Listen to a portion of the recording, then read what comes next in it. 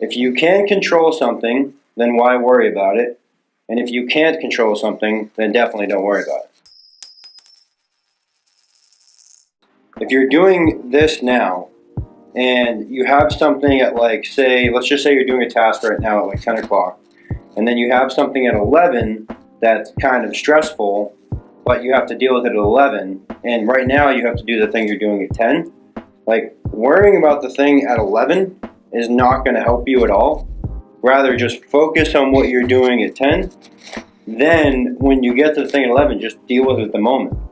And that almost makes it at 11 o'clock kind of easier to deal with because you don't have all this built up anxiety towards it and just like kind of anticipation on how it's going to go. And my slogan that kind of summarized that is, if you can control something, then why worry about it?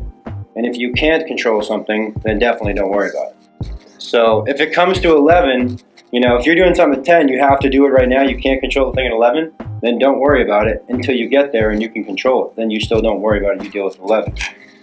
And everyone close your eyes. And this is just an exercise on being present.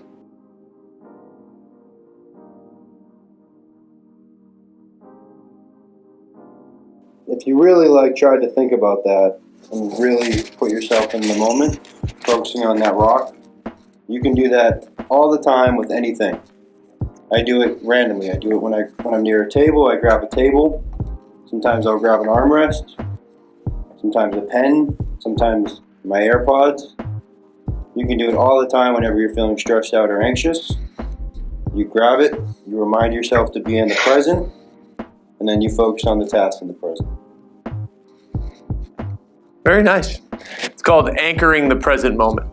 When your head starts to get a mile in front of your body, you can anchor the present moment with anything. And this is an exercise in anchoring the present moment. And it is extremely simple. One other thing you can do also while you do that is you hold it, you feel the edges, feel all the stuff, the hard, soft, whatever it is, and then mentally you try to draw it. And all of it will take 2 minutes, a minute feeling it, and then you just try to draw it and recreate what it might look like on a page. And it just anchors you in the present moment. And it takes, not that long to do. It happens to all of us. Your brain is a mile ahead of your body. It's actually what Buddhists call suffering. They literally call that suffering when your brain is a mile in front of your body, But little things like this can anchor, and it doesn't happen overnight. It's, you get used to anchoring it, or you get used to having something on your desk that you can grab and do it with. And it just brings you home. But that's what that's called. Great exercise.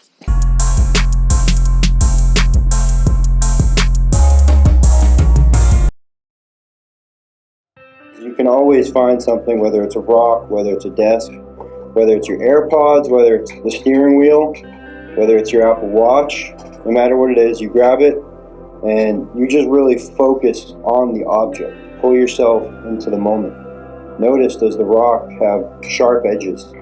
Does it have smooth edges? Is it cold? Is it warm? Is it wet? Is it dry? Notice the weight. Just kind of dwindle it around your fingers. Get a feel for all the edges. Focus on that object.